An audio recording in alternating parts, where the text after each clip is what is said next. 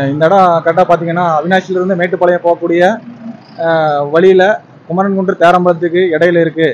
இந்த இந்த இந்த கரெக்டான பிளேஸ் பார்த்தீங்கன்னா இந்த மரம் புளிய மரங்கள் வந்து அவினாசி டு மேட்டுப்பாளையம் பார்த்தீங்கன்னா 1400 மரத்தை இப்போ சாலை விரிவாக்க பணிக்காக வெட்டுறாங்க.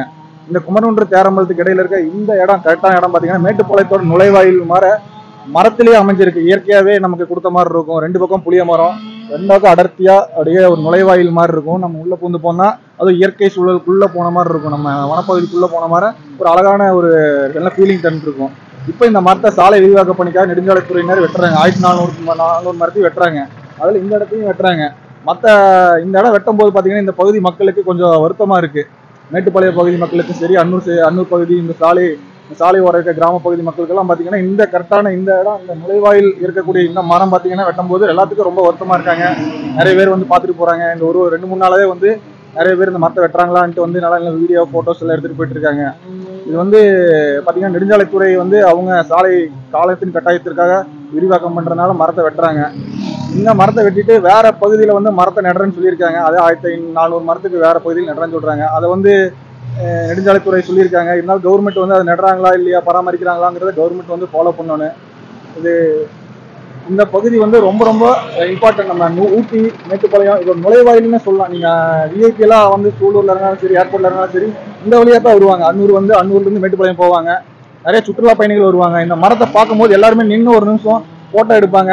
மரத்துக்கடி உள்ளே போனாங்கன்னா அப்படியே வண்டி ஓரம் போட்டு சாப்பிட்றது அண்டு எல்லாம் நிறைய அடர்த்தியாக உள்ள நல்லா இருக்கும். புளிய மரத்தினால நல்லா சாப்பிட்டு நின்று பொறுமையாக தான் டூரிஸ்ட் பிளேஸ். அப்புறம் ஊட்டிக்கு போவாங்க. ஊட்டிலேருந்து வரவங்க நின்று பார்த்துட்டு தான் போவாங்க.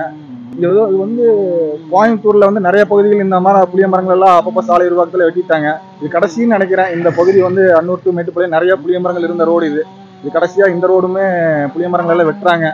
ரொம்ப எல்லாத்துக்குமே வருத்தம் தான். இந்த மேட்டுப்பாளையம் டு அவினாசி அன்னூர் பகுதியில் போயிட்டு வரக்கூடிய, டெய்லியும் வேலைக்கு போயிட்டு வரக்கூடிய எல்லாருமே பார்த்துட்டு போன இந்த இடத்த இன்னைக்கு வெட்டுறாங்க. நாளைக்கு இதெல்லாம் பார்க்க முடியாதுங்கும்போது ரொம்ப ரொம்ப வருத்தமாக இருக்கு.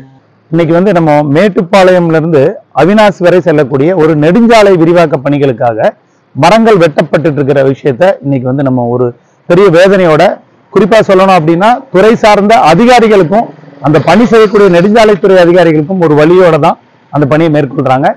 பல ஆண்டுகளா நம்ம முன்னோர்களால் நடப்பட்ட புளிய மரங்கள், நம்ம சாலைகள்ல எல்லாம் நம்ம பார்த்துட்டு இருக்கிற புளிய மரங்கள்லாம் இன்னும் கொஞ்ச நாட்கள்ல, கொஞ்ச காலங்கள்ல இல்லாம போகக்கூட வாய்ப்புகள் இருக்கு. ஏன்னா அத்தனை சாலைகளும் மேம்படுத்தப்படுது. வாகனங்கள் அதிகமாயிட்டே இருக்கு, மக்கள் எண்ணிக்கை அதிகமாயிட்டே இருக்கு, மரங்கள் எண்ணிக்கை குறைஞ்சிட்டே இருக்கு. அப்போ இது போன்ற வளர்ச்சி பணிகளுக்காக வெட்டப்படுத்தக்கூடிய மரங்கள் ரொம்ப அதிக அளவில் போகுது. இதற்கு நிகராக முறையாக மரங்கள் நடப்படுகிறதா?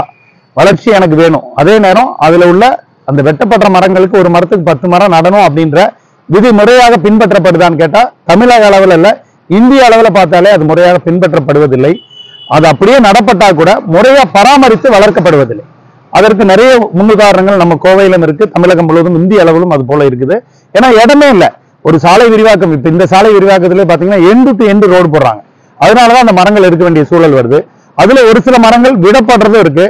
கள ஆய்வுகள்ல மறுநடவு மீண்டும் மறுபடியும் வளரக்கூடிய மறுநடவு செய்யக்கூடிய மரங்களும் ஒரு 100க்கும் மேற்பட்ட மரங்கள் இந்த சாலையில இருக்கு.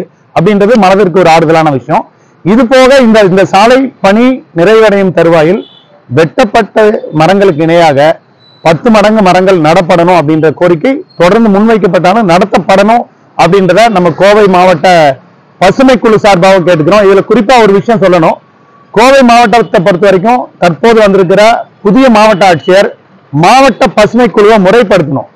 குறிப்பா அந்த பசுமை குழுவினுடைய கள ஆய்வுகள் விரைந்து செய்யப்படணும். அதே நேரத்துல சரியான ஆட்களை அந்த பசுமை குழுவுல தேர்வு செய்யணும். முறையா வந்து இது என்ன மரம், இது வேப்ப மரம், இது புங்க மரம், இது அத்தி மரம், இது ஆலமரம், இது ஆய மரம், இது இலுப்ப மரம், இது தானி மரம், இது போல என்ன மரம், இது நம்ம மண்ணின் மரம் எது, இது வளரும் தன்மையுடையதா, எல்லாமே பார்க்கணும். அதே மாதிரி வனத்துறை, மாவட்ட பசுமை குழு எல்லாமே ஒன்று சேர்ந்து கள ஆய்வுகள் மேற்கொள்ளணும்.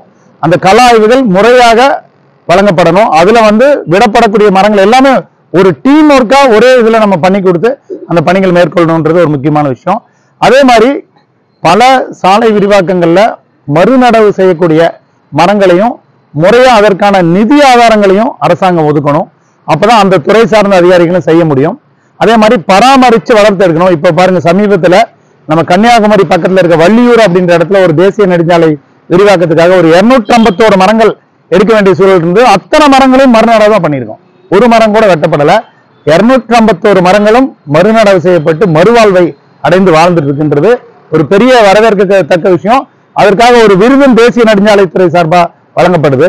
அந்த அளவுக்கு ஒரு அக்கறை மிகுந்த முன்னெடுப்புகள் நம்ம தமிழக அளவிலும் இந்திய அளவிலும் எடுத்துட்டு இருக்கு. அதுக்கு கோவை ஒரு பெரிய முன்னுதாரணமா இருக்கக்கூடிய ஒரு மாவட்டம். இதுல உள்ள மாவட்ட ஆட்சியர் சரியான ஆட்களை பசுமை குழுவுல தேர்வு பண்ணி முறையா போடணும்னு சொல்லி கேட்டுக்கிறோம்.